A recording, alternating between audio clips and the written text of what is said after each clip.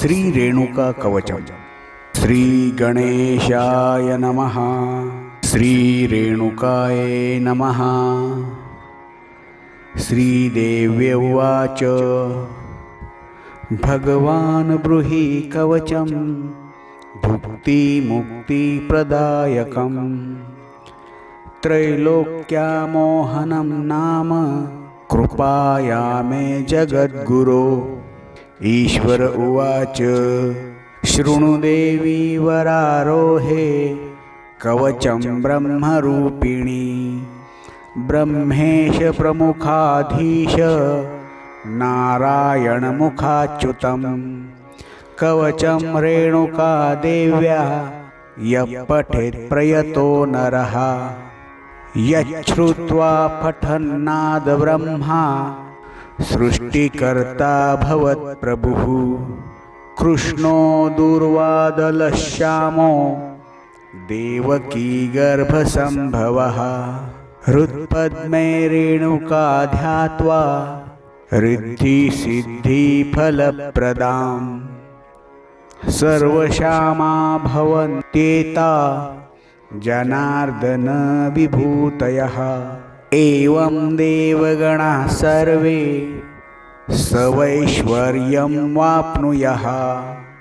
शिष्याय गुरुभक्ताय साधकाय प्रकाशयेत्. यो ददात्यन्यशिष्याय शठाय पशुरूपिणे. पञ्चत्वं जायते तस्य अथवा वातुलो भवेत्. कवचस्यास्य सुभगे योगी रुद्र ऋषि स्वयं. विराट छन्दो निगदितं देवता रेणुका परा. धर्मार्थकाममोक्षेषु विनियोग उदाहृतः. क्लीं क्लीं क्लीं मे शिरः पातु भालं नेत्रयुगं तथा. रेणुका नेत्रयुगलं क्लीं क्लीं नासापुटद्वयम्. राजमाता च मे पातु सजिह्वं मुखमेव च. भुजयुग्मं तथा पातु क्लीं क्लीं मे त्र्यक्षरात्मिका. कण्ठं च चूबङ्कं चैव रक्षेन्मे जगदम्बिका. स्वाहावतु ब्रह्मरन्ध्रं महापुरन्नवासिनी. क्लीं क्लीं मे रेणुका पश्चाद्रक्षेन्मे पादमेव च. क्लीं क्लीं मे हृदयं पातु क्लीं क्लीं मे पार्श्वमेव च. क्लीं क्लीं मे नाभिकमलं क्लीं क्लीं मे पृष्ठमेव च. क्लीं क्लीं द्विष्टान्तमुदरमुरु युग्माक्षरी पुनः. रेणुका चैव मे गुह्यं स्वाहान्तो मनुनायकः. जङ्घे सप्ताक्षरी पायात् पादो मे षोडशाक्षरी. क्लीं क्लीं मे रेणुका पश्चाद्रेणुका पदमेव च. क्लीं क्लीं मे द्विफलं ते च स्वाहेति परिकीर्तिता. एकाक्षरी महाविद्या सर्वाङ्गं मे सदावतु. प्राच्यां रक्षतु मां देवी आग्नेयां मातृका तथा. रेणुका दक्षिणे रक्षेद्रां माता च नैऋते. विरोधिनी प्रतीच्यां मे वायव्यां जगदम्बिका. उग्रा रक्षेदिदुच्चां च ईशान्यां सा प्रभावती. दीप्ता रक्षेत्वधोभागे नीला चैवोर्ध्वदेशिके. पुत्रमित्रकलात्रादीन् देवी रक्षतु सर्वदा इति ते कथितं देवी सर्वमन्त्रोघविग्रहम्। त्रैलोक्यमोहनं नाम कवचं ब्रह्मरूपिणी।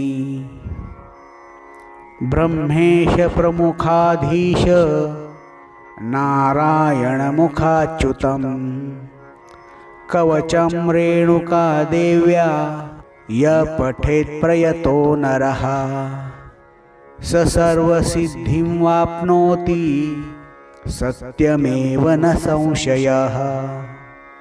गाने तु तुम्बरुः साक्षाद्दाने वैवासवो तथा दत्तात्रेयसमो ज्ञाने गङ्गेव मलनाशकः कामदेवसमो रूपे वायुतुल्यः पराक्रमे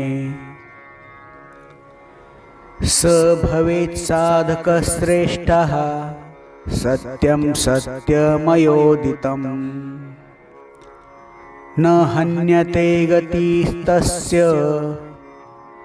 वायोरिव नभस्थले शतमष्टोत्तरं चास्य पुरश्चर्याविधिः स्मृतः हवनं तद्दशांशेन कृत्वा तत्साधये ध्रुवम् यदि चेत् सिद्ध्वकवचः शिवतुल्यो भवेत् स्वयं पठनाद्धारणात् सर्वा पृथ्वी काशीपुरी समा यत्र कुत्र विपन्नोऽपि वाराणस्यामृतो भवेत् न मन्त्रो नौषधं तस्य य नाकालमरणं तथा भवत्येव महेशानि कवचेदि संस्थिते अश्वमेघसहस्राणि वाजपेयशतानि च महादानानि यान्येव प्रादक्षिण्यं भुवस्तथा कलां नार्हन्ति तान्येव सकृदुच्चारणादतः पुष्पाञ्जलिरेणुकायै मूलेनैव सदार्पयेत् शतवर्षसहस्रायाः पूजयाः फलमाप्नुयात् लिखित्वा भूर्जपत्रे तु बध्नीयात् सर्वकार्यके इदं कवचं ज्ञात्वा यो भजेद्रेणुकां शिवां शतलक्षं प्रजप्तोऽपि न मन्त्रसिद्धिदायकः इति श्रीडामरतन्त्रे ईश्वरपार्वती संवादे रेणुकाकवचं सम्पूर्णम्। श्रीरेणुकाय नमः। श्रीरेणुकाय नमः। श्रीरेणुकाय नमः।